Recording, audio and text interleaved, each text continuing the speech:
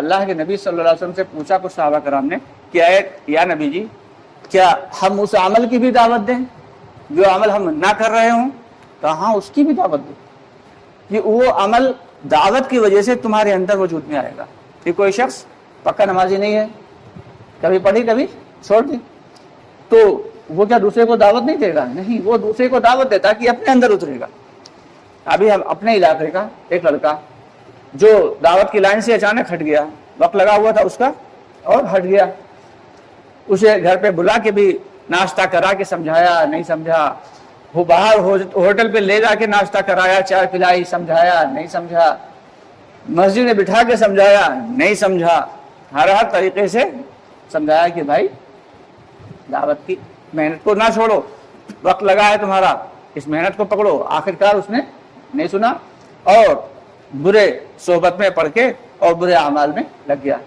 لیکن اللہ رب العالمین نے قبول فرمانا تھا تو کیا کیا کہ اسے تھوڑا سا جوڑا اور اس کے ذریعے ایک آدمی کو اللہ کے راستے میں بھیج دیا.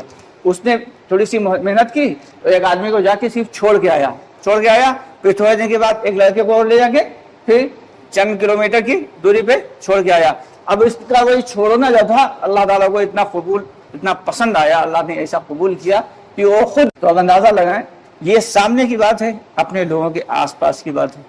تو یہ وہ کام ہے دعوت والا کہ جس بھی عمل کی آپ کو اپنے اندر اتارنا ہے اس عمل کی دعوت ہے. اگر نیک عمل کو مسجد, اپنی نماز اچھی بنانی ہے تو لوگوں کو کامل نماز کی دعوت دینا ہے. اپنا قرآن صحیح کرنا ہے تو لوگوں کو بہترین قرآن کی دعوت دینا ہے.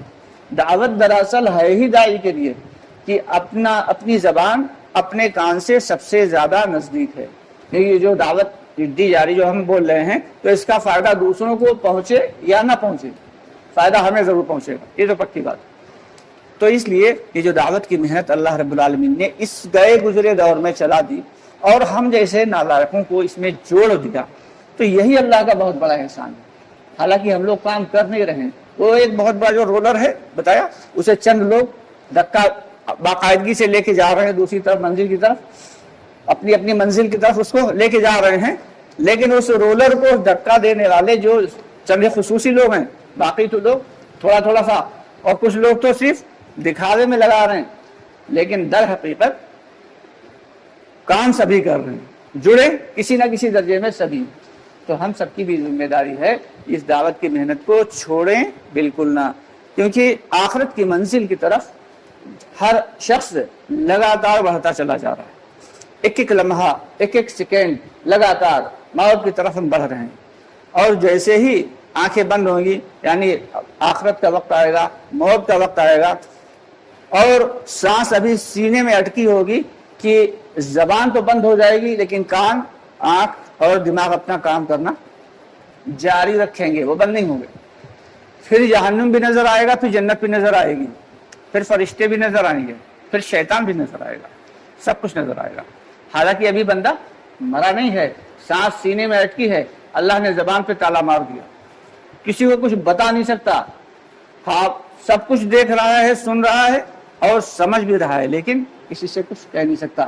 اس وقت اگر وہ توبہ کر لیتا ہے تو توبہ قبول نہیں, کیونکہ زبان پہ اللہ نے تالا مارا. دوستو, اس وقت کے آنے سے پہلے ہمیں اپنے اعمال پہ ذرا ایک نگاہ ڈال لینا چاہیے کہ جو صبح سے شام تک ہم لوگ کرتے ہیں کام, کتنا ہم دنیا کے لیے کر رہے ہیں اور کتنا آخرت کے لیے کر رہے ہیں. ہمارا ایمان کتنا اللہ سے جڑا ہوا ہے اور کتنا اپنے کاروبار سے جڑا ہوا ہے. ہمارے دل میں محبت کتنی اپنے بیوی بچوں کی ہے اور کتنی اللہ کی محبت اور اس کے رسول صلی اللہ علیہ وسلم کی محبت ہے. یہ سب سے بڑی اہم چیز ہے. اگر روزانہ 5 منٹ سوتے وقت اگر ہم لوگ محاسبہ کر لیں تو یہ ساری جو جسم کی گندگی ہے, دل کی گندگی ہے, یہ ساری کی ساری صاف ہو جائے گی. تو ہمارا یقین جو ہے وہ صرف اور صرف اللہ کی ذات سے جڑا ہونا چاہیے.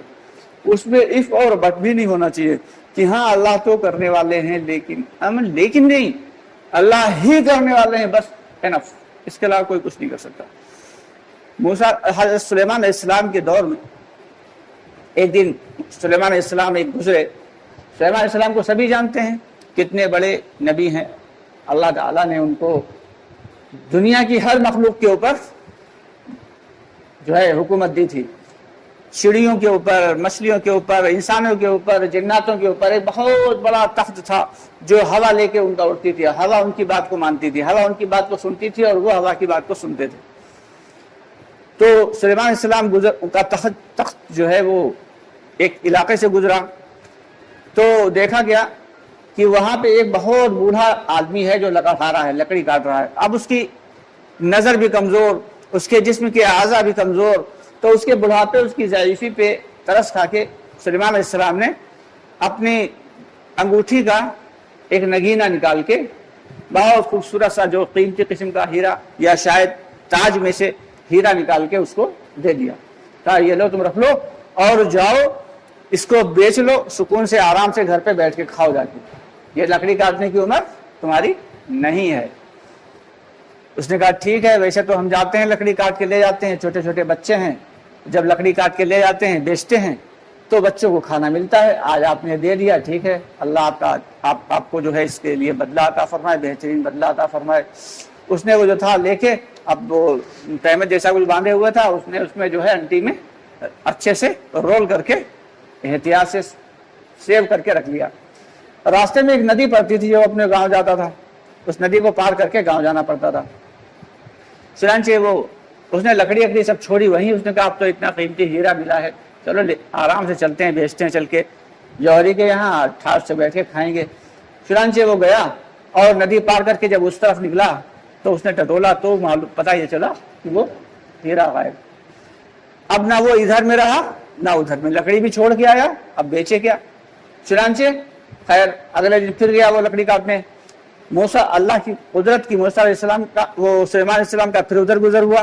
कहा तुम्हें तो हमने इतना कीमती हीरा दिया था, लेकिन तुम लालच में जो लालच से बाज नहीं आए, आज तुम फिर आगे लकड़ी काटने। तो उसने पूरा किस्सा सुनाया। तो कहा ठीक है, अपने ताज में से एक बहुत कीमती याकूत निकाला, उसको दिया, कहा लो ये ले जाओ और बेच के आराम से संभल के रख ले जाना, इसको गायब नहीं होना चाहिए। उसने कहा आपको हम इसे अपनी पगड़ी में छुपाए ले रहे हैं, पगड़ी तो नहीं उतरेगी, पानी बाहर ही रहती है। उसने अपनी पगड़ी में खूब अच्छे से बांध के, अभी वो जंगल से गुजर के अपने घर की तरफ जा ही रहा था कि उधर से एक घुड़सवार आया, लुटेरा था। अब अपने यहाँ जानते हैं सब लोग गिरहकट जो होते हैं कितने होशियार होते हैं, तो दूर से भाप लेते हैं कि इस फलां की जेब में कितना पैसा है। चुनांचे इसी किस्म का होगा, उसे अंदाजा हो गया इसकी पगड़ी में कोई कीमती चीज छुपी हुई है। घुड़सवार दौड़ता हुआ आया, उसने चलते चलते वो घोड़े से ही इनकी पगड़ी उठाई, लेके चला गया। अब तो ये बहुत अफसुर्दा। खैर पहुंच गए घर पे खाली हाथ, बच्चे भूखे पड़े। तीसरे दिन फिर यही वाकया पेश आया। सुलेमान अलैहिस्सलाम ने फिर पूछा उससे, भाई क्या हुआ था कल?